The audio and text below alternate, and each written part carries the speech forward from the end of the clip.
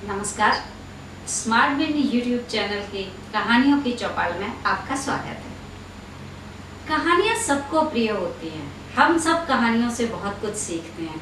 छोटे होते हैं, दादी नानी कहानियाँ सुनाती हैं और हमें याद रह जाती हैं। बड़े होते हैं, मूवीज़ देखते हैं, वो भी कहानियाँ होती हैं।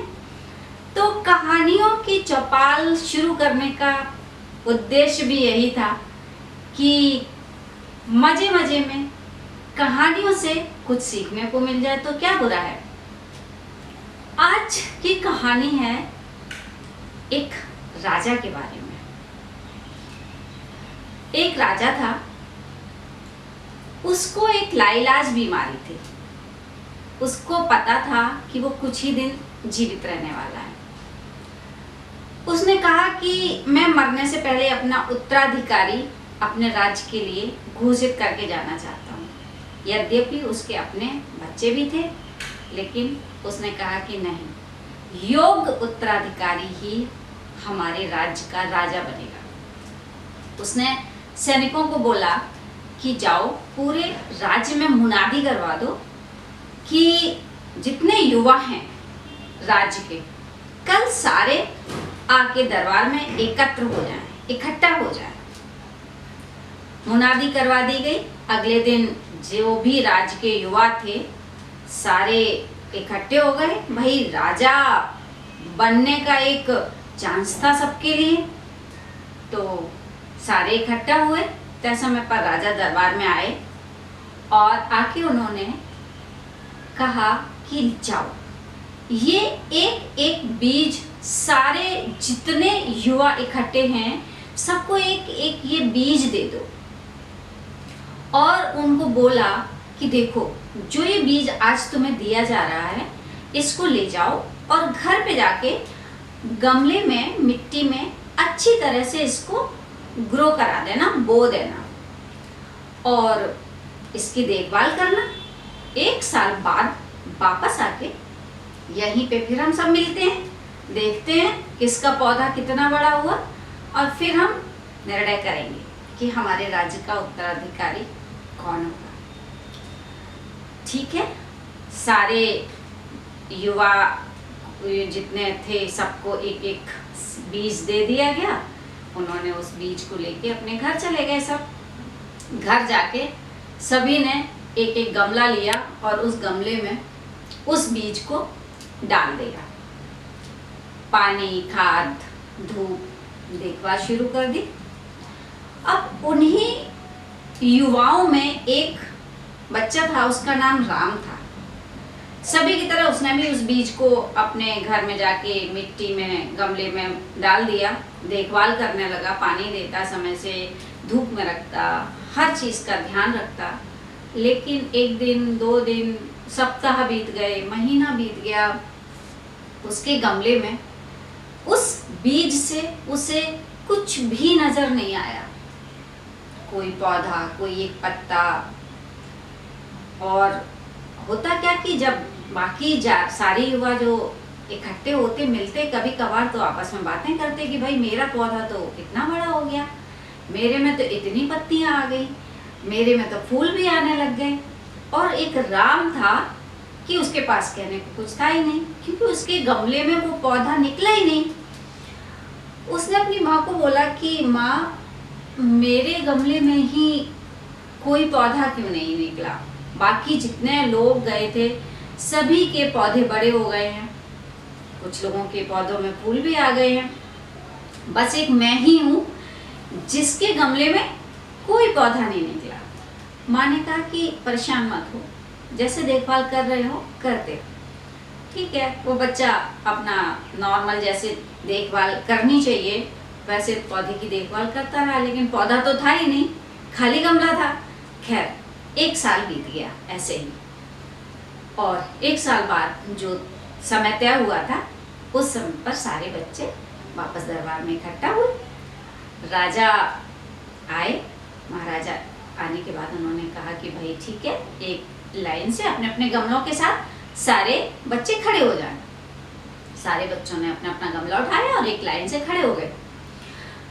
राम भी खड़ा हुआ था अपने गमले के साथ। राजा ने एक एक करके सारे गमलों को देखा।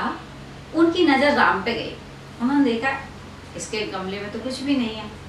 राम भी बेचारा संकोच के साथ खड़ा हुआ था। राजा ने उसकी तरफ इशारा किया और बोला कि उस बच्चे को बुलाओ। सारे जो बाकी लोग थे वो सब हंसने लगे उस पर कि भाई अब ये क्या दिखाएगा जाके, इसका तो गमला खाली है। और वो भी डर रहा था कि ऐसा तो नहीं है कि राजा कुछ सजा दे। अब राजा ने बुलाया था तो जाना तो था ही। वो बड़े डरते डरते अपने गमले के साथ राजा के सामने पहुंचा। राजा ने कहा कि हमारा गमला खाली कैसे? उसने बोला कि महाराज वो जो बीज आपने दिया था वो मैंने इसमें डाला, पानी, खाद, धूप, हर चीज़ का ध्यान रखा, लेकिन फिर भी इसमें कोई पौधा नहीं निकला। तो राजा ने कहा कोई बात नहीं। बाकी जो बच्चे जो सुन रहे थे वो सब हंसने लगे। तो राजा ने उनकी तरफ देखा तो राजा की तरफ देखते ही वो सब चुप हो गए।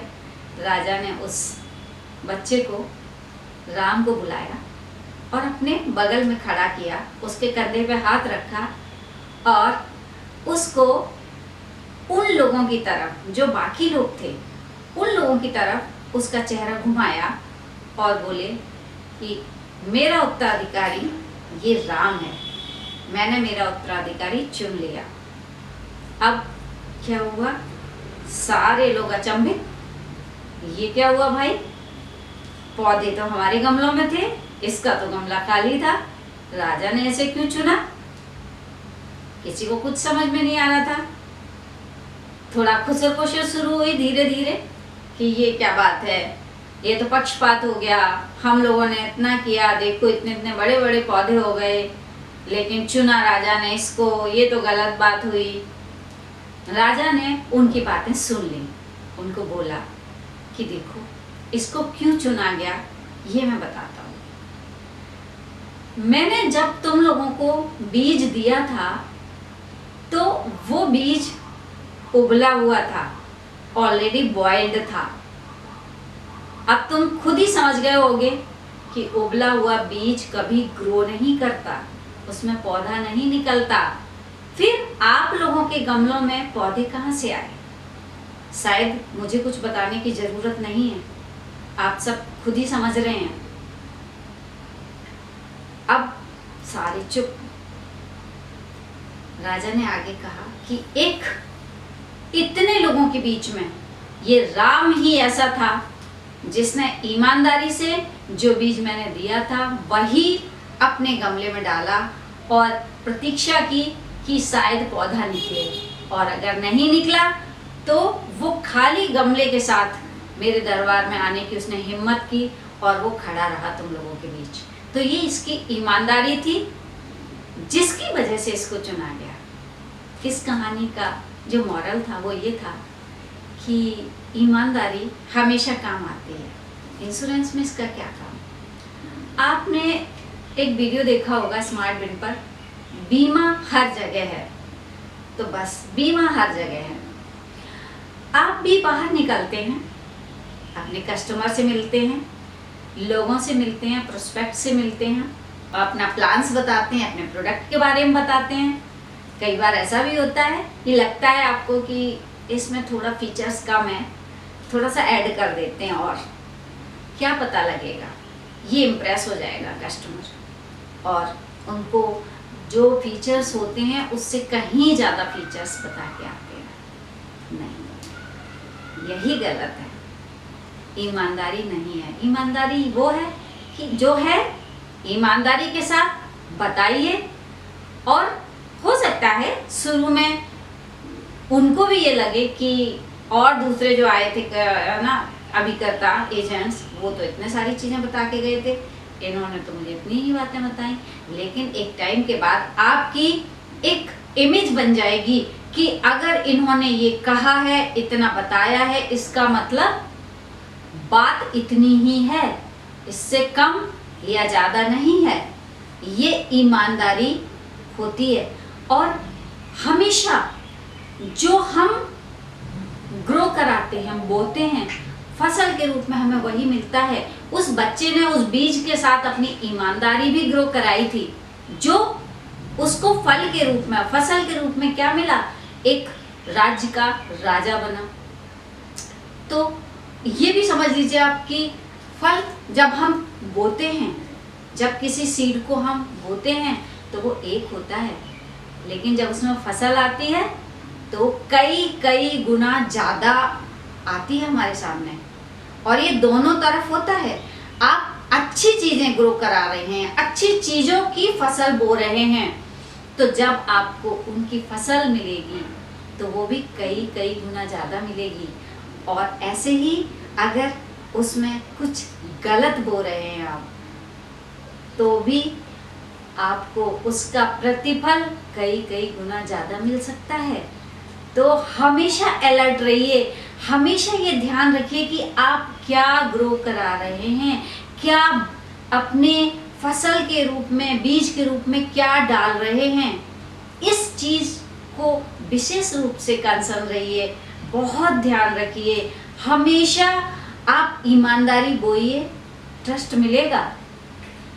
और चालाकी बोएंगे तो शंका मिलेगी, लोग आपको शक की नजर से देखने लगेंगे। तो ये आपके ऊपर है। अपनी रेपुटेशन समाज में बढ़ाइए। आज की कहानी यहीं तक। धन्यवाद।